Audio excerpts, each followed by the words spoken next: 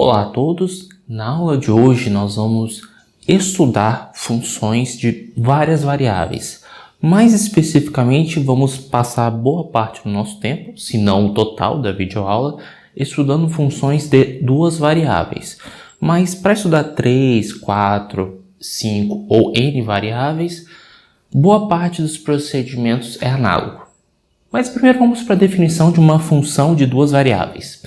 Uma função de duas variáveis é nada mais nada menos que uma função que associa a cada elemento de um subconjunto do R2 a um número real. Para explicar melhor, lá no cálculo 1, quando a gente estudava funções, a cada valor de x associava um único y. Então, se você quer conhecer o resultado da função, a imagem da função, você me dá um valor de x, a função te devolve o valor de y. Para funções de duas variáveis, só o valor de x não é suficiente. Você precisa de duas informações. Então, por exemplo, eu te dou um valor de x, um valor de y, a função me retorna um valor z, por exemplo. Esse d é chamado de domínio da função. A imagem de f são todos os z's que são f de xy, onde xy pertence ao domínio, e o gráfico de f é nada mais nada menos que o trio xyz, onde xy pertence ao domínio e z é a imagem correspondente ao f de xy. Então, observações aqui. Quando a função é de duas variáveis, o gráfico da função ele mora no espaço tridimensional. Então, o plano xy seria, vamos dizer assim, o domínio, e o eixo z corresponderia à imagem, pensando visualmente falando. Para funções de três variáveis, a definição é análoga, a diferença é que você vai precisar apresentar três valores. Só que assim, para não ficar x, y, z, w, não sei o que, para funções de três variáveis, às vezes a pessoa usa a notação x1, x2, x3, que aí dá como resultado um y, por exemplo. Ou às vezes você quer uma função de 7 variáveis, x1, x2, x3, x4 até x7. Ou com 9 variáveis, x1, x2, x3, x4 até o x9, que é o dedo duro de todo mundo aí. Essa piada na minha cabeça seria mais engraçada. Ao vivo seria mais engraçado. Mas a gente segue em frente, para não passar mais vergonha. Vamos fazer um exemplo aqui. Então vamos pegar uma função f, cujo domínio está no R2, a imagem está em R e o f de xy é 1 menos x menos y. E eu gostaria de estudar um pouco essa função. Observe o seguinte, que como é aqui dando a entender que é comum chamar isso aqui de z, ao chamar z de f de xy, nós temos essa expressão, só que essa expressão é equivalente, se você passar todo mundo somando, a dizer que x mais y mais z é igual a 1. Nessa hora, é muito importante ter os conhecimentos prévios de geometria analítica, porque essa informação está dizendo alguma coisa no espaço tridimensional. Ele é justamente representado a equação de um plano, cujo vetor normal são os vetores que seria o vetor 1, 1, 1. Não sei se vocês se recordam, caso vocês tenham dúvidas de geometria analítica, tem na descrição uma playlist, o curso ainda está em desenvolvimento, eu não sei se até lá eu já dei essa aula de planos, mas é importante estudar esse pré-requisito. Mas qualquer coisa, eu já dei essa aula, tá no meu canal no YouTube, é só procurar aula sobre plano. Então aqui, como eu sei que isso aqui representa no espaço tridimensional a equação de um plano, então nesse caso eu estou estudando o gráfico da minha função f, ao invés de desenhar usando o vetor normal, porque aqui a gente vai ter uma certa dificuldade de visualizar aqui graficamente, eu vou fazer o seguinte, vou marcar alguns valores particulares. Por exemplo, um ponto que eu sei que faz parte do gráfico é fazer x igual a 1, y igual a 0, z igual a 1. Ou seja, esse ponto com coordenadas 1, 0, 0, lembrando que aqui é eixo x, eixo y, eixo z. Então, esse ponto roxo que eu marquei aqui é um ponto do gráfico da nossa função. Assim como o 0, 1, 0 também é. E por fim, o 0, 0, 1. Então eu posso ligar esses pontos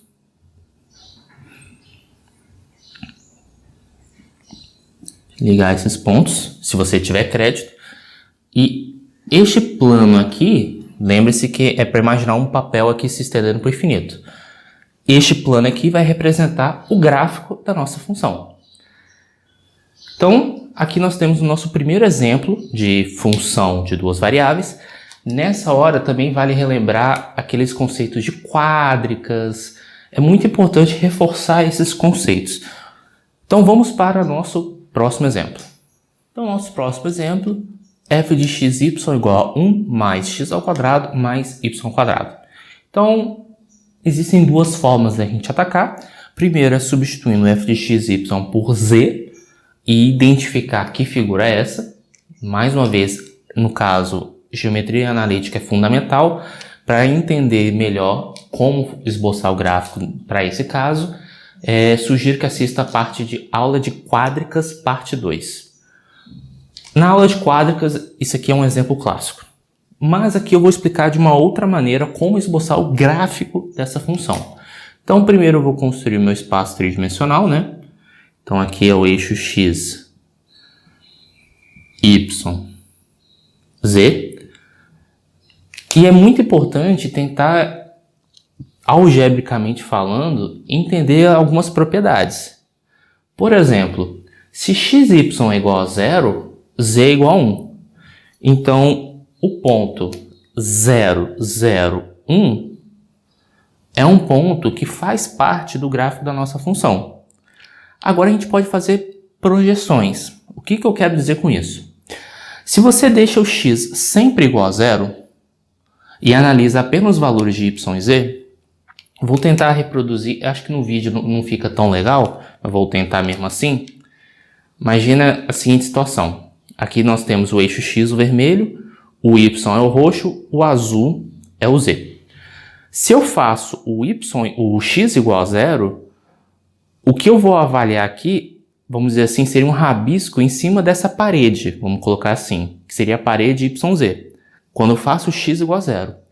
Ao fazer o x igual a 0 e olhando o que acontece com o gráfico da função na parede YZ, ou em outras palavras, qual a interseção do plano YZ no gráfico da função, o que você vai ter é o seguinte, uma parábola com cavidade para cima que sobe 1. Então você teria no plano YZ uma parábola com concavidade para cima. Agora, fazendo o y igual a 0 e avaliando o que acontece no xz, também teríamos uma parábola com concavidade para cima. E aqui eu vou fazer um pontilhado só para representar que está atrás da parábola. Só aí já dá para ter uma noção de que figura é essa. Só que só mais um comentário. Que em breve nós vamos estudar uma coisa chamada curva de nível. Mas se você observar o seguinte, para quais valores de x, y, z dá 1? Apenas o 0, 0. Para quais valores de x, y, z vai ser igual a 5? Então, se você fizer z igual a 5 e igualar essa expressão, passa 1 para lá, vocês vão identificar uma circunferência de raio 2. O que eu estou querendo dizer é que nós vamos enxergar, para cada projeção, para cada valor de c fixo, nós vamos enxergar circunferências de raios variados. O nome dessa figura é paraboloide elíptico, ou simplesmente paraboloide. Inclusive, vamos visualizar melhor isso no GeoGebra. Bem, aqui nós temos o gráfico da nossa função, 1 mais x ao quadrado mais y ao quadrado. É esse paraboloide que vocês estão vendo aqui. Só para vocês se localizarem, o eixo x é o vermelho, o y é o verde e o azul é o z. Então, o que eu estava comentando sobre deixar z constante, por exemplo, vamos fazer z igual a 5. Z igual a 5 gerou este plano aqui que vocês estão vendo. Quando você olha a interseção do plano com o paraboloide, vou até modificar a cor do plano para poder facilitar a visualização de vocês. Então, deixa eu só colocar verde de palmeiras. Não foi tão claro assim, mas acho que deu para entender que o que acontece. Que quando você olha a interseção desses dois objetos, vou até colocar aqui interseção, G e F. O que nós temos é este círculo aqui. Então, eu vou sumir provisoriamente com o plano, sumir provisoriamente com o gráfico. Observe que a interseção do plano com o gráfico deu esse círculo. À medida que você vai modificando o valor de z, o que acontece? Por exemplo, vamos fazer z igual a 3, z igual a 2, z igual a 1. A interseção vai dar um ponto aqui, não sei se vocês conseguem visualizar. Vai dar exatamente a parte de baixo, né? Tanto é que se você fizer z igual a menos 1, não vai ter interseção. Então, para qualquer valor de z que você colocar, você vai ter aqui, você vai ter aqui um plano. Então, deixa eu ver, já apaguei o plano acidentalmente. Ou você tem um plano, você vai ter uma circunferência. Então, é meio que assim, você vai variando o valor de z e você vai observando qual a interseção do gráfico da sua função com este plano. Isso facilita muito o esboço de um gráfico. Uma outra informação que eu quero enfatizar, eu vou marcar aqui um ponto no gráfico, por exemplo, esse ponto aqui. Então, eu vou marcar um outro ponto aqui, que seria o ponto x de A. Esse ponto que eu acabei de denotar aí, ele é o ponto A. Y, B e 0. Perdão. Não é B, é A. Opa, só. Agora sim. Então, aqui nós temos o quê? Opa, errei de novo aqui. Deixa eu só apagar aqui. É muita tecnologia aqui envolvida. Mas aqui nós temos o ponto A e o ponto B. Geralmente, quando a gente estuda em cálculo 1, por exemplo, a gente pega a cada valor de x associa um y. Aqui, no caso, a cada xy você associa um z. Então, se você criar, por exemplo, um segmento que liga o ponto A até o ponto B, o que você está fazendo? A cada valor de xy que você atribui, você faz uma projeção para cima para encontrar o seu z. Então, se eu modificar o local do meu ponto A, observe que o meu B vai sendo modificado à medida que eu vou subindo, vou descendo e assim por diante. Vou até modificar um pouquinho a posição aqui para vocês visualizarem melhor, né?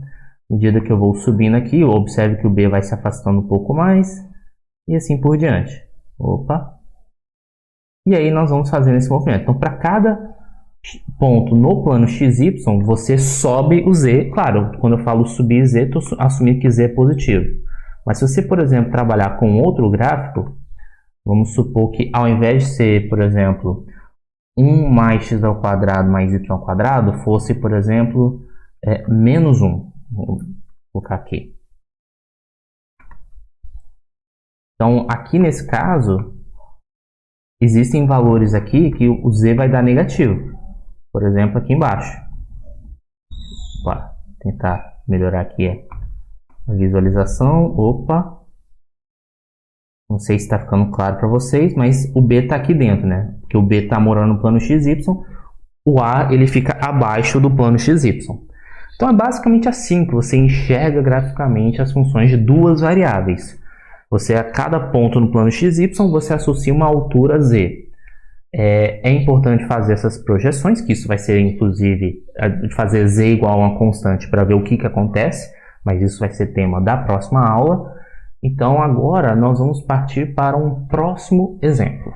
Então, um exemplo para fechar essa aula, nós vamos observar essa função e nós vamos determinar o domínio da f. Algo que eu não me recordo se eu comentei anteriormente, sempre quando eu escrever apenas a lei de formação de uma função, subtende-se que o domínio da função será o maior domínio possível na qual essa expressão faça sentido.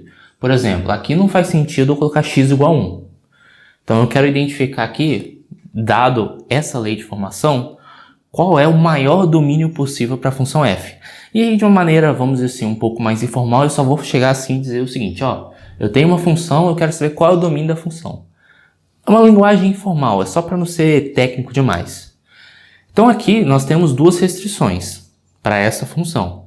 Primeira coisa, o denominador não pode ser zero, ou seja, x menos 1 tem que ser diferente de zero.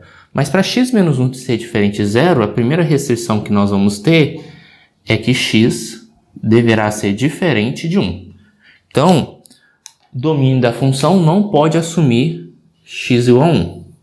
Mas existe uma outra restrição, porque dentro da raiz quadrada você não pode ter valores negativos. Ele tem que ser maior ou igual a zero. Então, a segunda restrição diz o seguinte, que x mais y mais 1 tem que ser maior ou igual a zero. Agora, como é que a gente entende melhor isso? Se a gente isola o y dessa expressão, então nós vamos ter y maior ou igual a menos x menos 1. Tá, essa é a nossa segunda restrição. Mas como é que a gente entende melhor isso? Lembre-se que o domínio da função f, ele é um subconjunto do R2. Então eu vou desenhar o meu plano cartesiano aqui.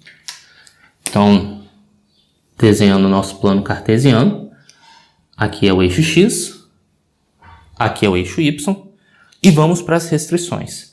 Na primeira restrição, x não pode ser igual a 1. Então eu marco 1 aqui, e eu faço um pontilhado para dizer o quê?